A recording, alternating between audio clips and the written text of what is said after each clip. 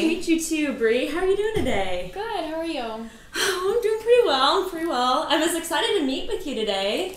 I wasn't sure if you'd have time to meet with me this week or not. Kyle said you've been crazy lately. It's been busy between like Beijing and everything. But yeah, no, it's been good. Yeah. So have you been having to go to Beijing a lot to help set up the office? Not a lot. I'd like to take more of a role in it.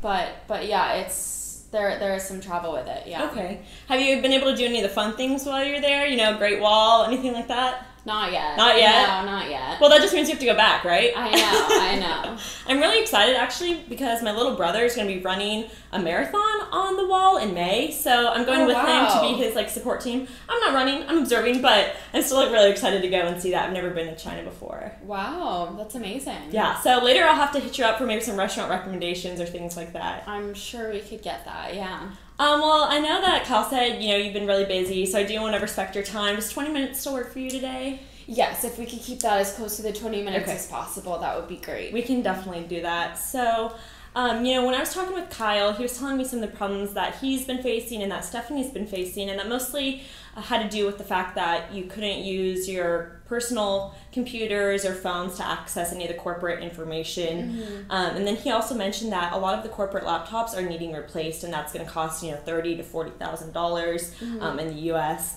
And then he mentioned that there's a loss of about 5% in revenue just due to that productivity is slowed down every time you have to turn in your laptop for updates, bug fixes. Yeah. And then he just mentioned that in China they're not using that dual factor authentication, which the Chinese in the Beijing office really want to do, and that China doesn't want to have to provide laptops. So I wanted to meet with you today to just kind of dig into that a little more and get a better understanding of the challenges that you're facing specifically and figure out if I can help make your life a little easier. Does that sound good? Yeah, that sounds good. Okay, well, here's my business card. If during this process you have any questions, please feel free to reach out to me. I'd love to help in any way I can. Sure.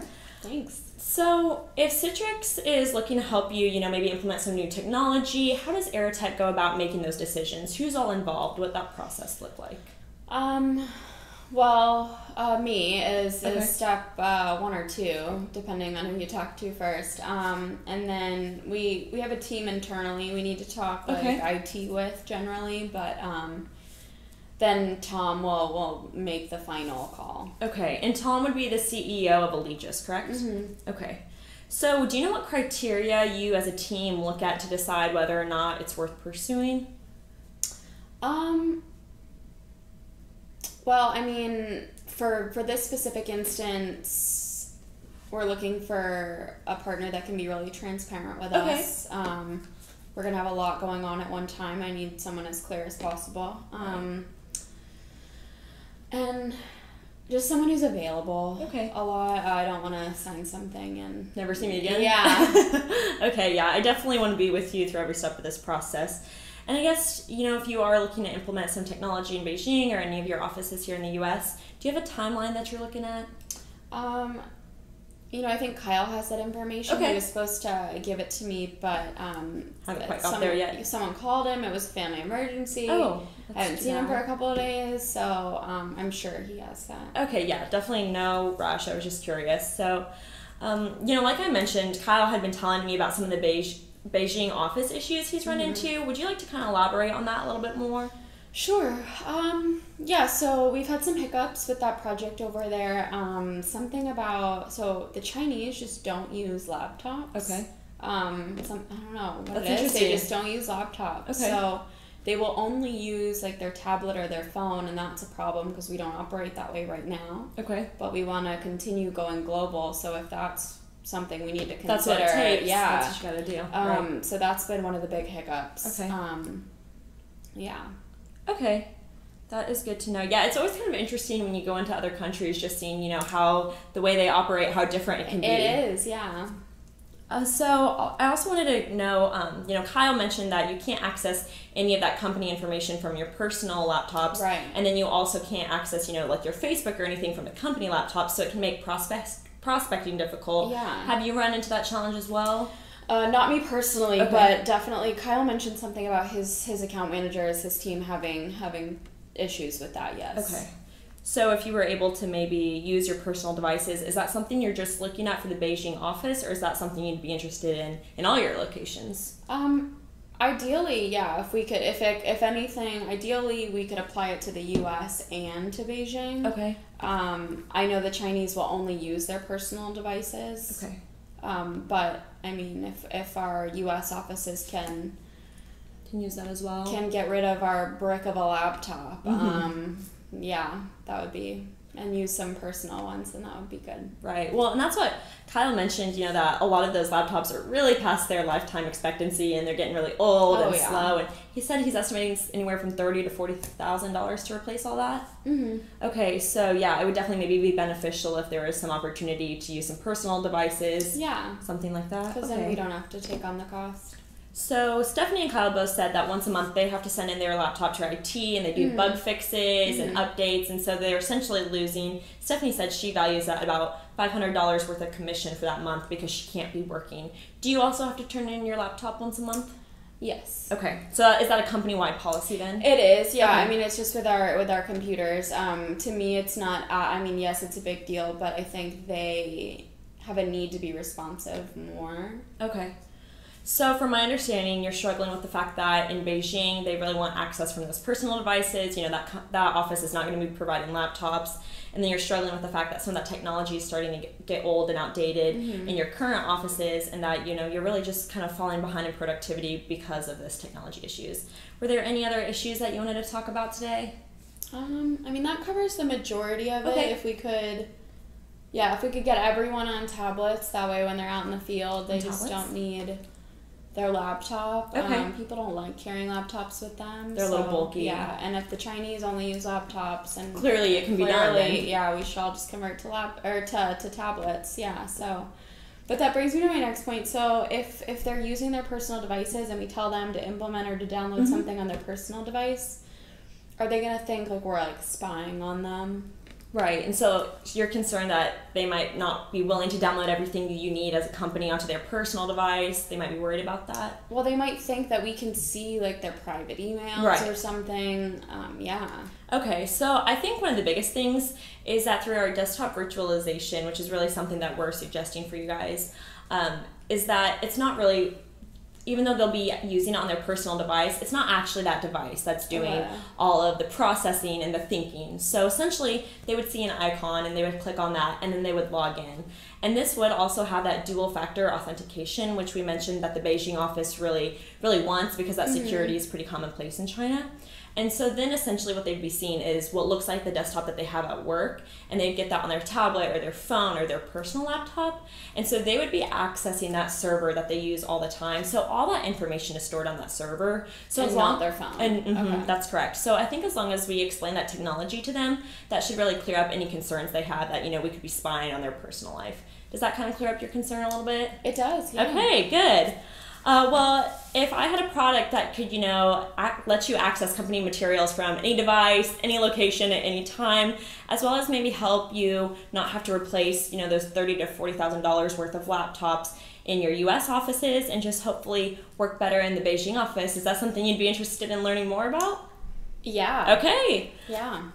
So I don't know how much you know about Citrix and desktop, but not a lot. Kyle was supposed to tell me, and then something came up, and he ran away. And no, that is no problem. I'd love to explain it to you. So we're currently the market leader and really just the innovator in desktop virtualization, and we're trusted by over 400,000 different enterprises, and we are in over 100 different countries, including China. So we are familiar with the regulations and some of the strange laws that they have there, because it is very different from a lot of our U.S. practices. So actually, 98% of all Fortune 500 companies do trust us to handle their information and kind of trust that we're going to make their employees' lives a little bit easier. And we really do that in 3 different ways. So the first thing we do is we really offer a better user experience for your employees, which I'm sure is important to you, because easier life for them makes it an easier life for you as well, I'm sure. So we do this by, like I said, allowing them to access their desktop anytime, anywhere, any device. So I know when I was growing up, my mom didn't really have a job that was very flexible. If we were sick, my dad was the one that had to stay home with us, or we'd have to go to my grandma's. But this would have given her the ability to stay home with us because she still would have been able to access the desktop and do all the work she needed, but she could have done it from the comfort of our home. So that's true too. If you're in the airport on your way to Beijing, you can just connect and do anything that you would be able to do in the office. We also offer better security. So we're making sure that the right people are accessing the right data. So we do this in a couple different ways. First, I mentioned that we have that dual authentication. So basically that means is you would enter a password and then you would get emailed or a code. And then you'd also have to put that code in as well. So we're really ensuring that it's not as simple as just, oh, someone could steal my password. There's really a couple different steps to ensure if it's for your eyes, it's your eyes only. Also, your IT has access to this. So essentially the smart access would allow IT to set, okay, the sales department doesn't need to be able to see the finance department's information or anything like that. So they can really go on and make it customizable. So whatever you need, your IT would be able to control that. Okay. So I saw, so this kind of just triggered something that was brought up by someone. Is Citrix, so I heard Citrix is being sued by VMware. Okay. So really we don't like to talk about, ongoing legality. I will say that VMware is one of our competitors, but I also will say that some of my best clients have been previous VMware users. And if that is something that you're interested in, I can talk a little bit about what differentiates us, if that is something you're looking into. No, I just heard there was a lawsuit, yeah. Yeah, it's kind of policy, just we don't, our lawyers kind of say, ongoing litigation, don't talk about it. But I will say that I don't think there's anything you need to be concerned about. Okay. Like I mentioned, 98% of Fortune 500 companies do trust that we're the best choice and that we are going to protect them. So does that kind of address your concern about the lawsuit? Yeah. Sorry, I know that probably wasn't as much information as you're hoping for. No, I mean, that's okay. That's okay. I just wasn't sure. Yeah. And then, like I was saying, our final step that we do to just really help make your life a little bit easier is we offer simpler management. So we do this by really reducing the amount of time your IT directors spend doing updates and bug fixes because your people are really talented and they could be putting that talent and time somewhere that's much more impactful. So you wouldn't have to be turning in your laptop once a month to get those because there's a control center and they can go in and do those updates from where they are and they don't have to get onto every single desktop or laptop. So we're really making their lives easier as well. Perfect. I also wanted to show you, I know that I had never heard of desktop virtualization before I came to Citrix, and I think it can be kind of hard to explain until you actually get a visual. So I just wanted to show you an example of what this would look like. Sure. So does this kind of look like what your computer looks like at work when you log on? This looks a little nicer, okay. but something like that. Okay, so you would go ahead, do you want to click that receiver? Sure. So what would happen is that that's when you would be entering your password and you would also get that second code to just really ensure that it's you trying to get into your information. So there again, it looks pretty much like your desktop back at the office. It would have all the apps that you commonly use right there. So why don't you go ahead and click on the My Files. Again, you have access to everything you would at work. So, you can do your documents, your downloads, your photos, anything that you need to get a hold of. This is also an example of how you could do like an expense report. Say you're in the airport and you remember, oh no, that was supposed to be due later this afternoon, but I'm leaving, I'm going out of town. It's not a problem. You can connect, do it right there, and submit it. This means you don't have to email it to someone else in order to have them submit it. You can do it right from here. Wow. And then this is just to show you, it does look like a desktop. You can have multiple applications running in the background. You can be doing kind of whatever you need to do. So does that look like something that you could see benefiting Aerotech? Yeah, I think so. Okay, so would you like to go ahead and set up a meeting? Maybe we could meet with, you said the next step, if you're interested, would be meeting with Tom and kind of talking about that? Well, let's just say, okay, so let's say if Aerotech was one of Citrix's top clients, and you also you might work with our competitor, I'm not sure. Does that mean if we're like one of the top ones, we'd get to see maybe their information? So you're wondering that if we would allow you to see somebody else's information? So whose exactly information would you want to have access to? Our competitors. Your competitors? No, we would not do that. We take privacy very, very seriously, and I think that's what makes us a good company is we wouldn't let you see that, but we also wouldn't let them see your information. Oh, okay, so they wouldn't be able to see ours No, very much that is a priority for us, and we invest a lot of money every year into IT security just to ensure that there aren't breaches and there aren't those loopholes where people could get in and see that information. Okay. And you do have the option option, if you would rather host your own server and keep your information on that, you can host it internally. However, we can also host it. So it's kind of whatever you feel more comfortable doing. Okay. Does that clarify and kind of make you feel a little better about that? It does. Not that I can't see their information, but it does make sense. Okay. Yeah. So would you like to go ahead and, moving forward, if Tom asked you your feelings about this, what would you tell him? Well, I'd have to talk internally with our IT staff. Okay. They know I'm not like the technical person. Right. I'm definitely more of the operations and strategic part. So I think you would ask the team. But I mean, so far, I like what I see. Okay. Do you think that this would make your IT staff, their lives a little easier? If they didn't have to update thousands of computers, I think so, yeah. Okay. Well, would you want to go ahead and we could schedule a meeting and we could include your IT team and anyone else that you would want to sit in? That way, if they have any questions, I would love to be able to answer them and help them out. Yeah, no, that's a great idea. It's just I just have to talk to them internally first. Okay. And I don't know my availability. I travel all the time. You travel all the time? Yeah. I know. Isn't it crazy? I feel like more and more in this society, everybody's job, it seems, is a travel job.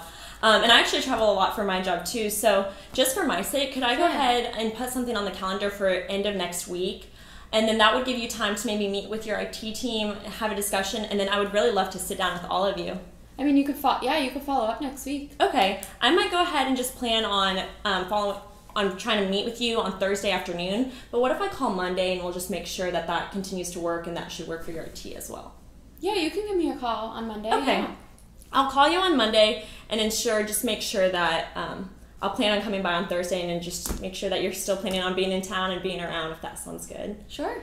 Okay, Bree, it was so nice to meet you. Is there anything, if we meet next week, that I can bring that would help make this decision a little easier on you? No. I think maybe just some coffee because everyone's been traveling a lot. I can do that. I'll bring coffee and donuts, and I'll send you an email after this meeting just to kind of recap what we talked about. So if you want to use that when you're talking to your team, would be great. We can do that. So thank you so much for meeting with me, Bree. It was nice to meet you. Nice meeting you.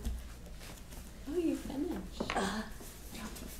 I was not sure where my time was. I felt it go off my lap, and I was like, oh, hopefully I was close. Yeah, you finished. That's awesome. Oh my gosh. Okay, you're done. Yes, we did it. You did it. Good job. Are you having fun doing this? Yeah. Yeah, I live for this stuff. Yeah. What company do you work for? NetSuite and Oracle. Okay, so NetSuite was what they sold last year, right? Mm-hmm. Yeah, so I was the main rep for NetSuite last year here. Oh, that's fun. Mm-hmm. I'm a sophomore, so this is my first time competing here. But oh my god, you're only a sophomore. That's amazing. It's really fun to get to be here as a sophomore. You're gonna get so much more practice. I know. They're not letting you go. I got so lucky. I kind of fell into the sales team, and I was like, this is the best thing that's ever happened to me. Oh my god, they're gonna be like, can you be a fifth year? No, I'm having so much fun at school that I'm like, do I really want to be done in 4 years? I think my dad wants me to be done in 4 years, but I don't know if I want to be done in 4 years. Oh my gosh, that's amazing. No, but my the other girl from my school who's competing with us, she loved selling NetSuite last year. She said it was so much fun. She was telling me all about it. So funny. It was one of the first things when I joined sales team. They had me do like a practice role play, and that's actually what I practice sold or whatever. Since I had just done that here. That's awesome. Yeah, it's cool sticking with the software space. Once I saw it was like a software thing for this year. Yeah, well, I think it's fun because I really wouldn't say I consider myself like a techie person. And so if I would never have done something like this, now I think that I could see myself wanting to do, software, tech sales. Honestly, you guys could sell ice to Eskimos. I wouldn't be worried with what you sell. I would not be worried with what you sell. Ice to Eskimos, my dad always says. I have a laptop, 2 phones. I don't know how to work half them. So you don't need to. Yeah, I wouldn't worry about the product. Well, and that's what's like fun is I would have never thought that I could do this or know about it, and I've actually found that even though it probably doesn't come the easiest to me, I really enjoy learning about it. It's a process. Fun. Yeah, it's just a process. If you follow the process, you check all the boxes. And I think that's why I like it because I'm very much somebody that's like, okay, I can follow the list and it works out and it's great. Yeah. So were you in a sales program when you went to school? Mm-hmm. I went to Florida State. Oh, you did? Yeah. Okay, that's so fun. It's a little, pretty good program. Yeah. Yeah, I'd say it's decent. Okay. No, it was amazing. I relocated actually to Denver, Colorado, for the job. Did you grow up in Florida? Yeah. So was that little bit of a shock going into the Denver winters. A little bit of a shock. Well, luckily, I mean, because our cloud-based software, you can work remote. No, I literally work from home when it snows. That's so nice. Yeah, my boss kind of makes fun of me, but he's in California, so. Right, so he doesn't get to. If I'm productive, I get to work from home when it snows. So. That is nice. Yeah, it's the best of both. I feel like a lot of people from Kansas State, Denver is like one of their top choices when they graduate. My younger sister just moved to Denver as well, and her roommate is from Kansas. Really? Yeah.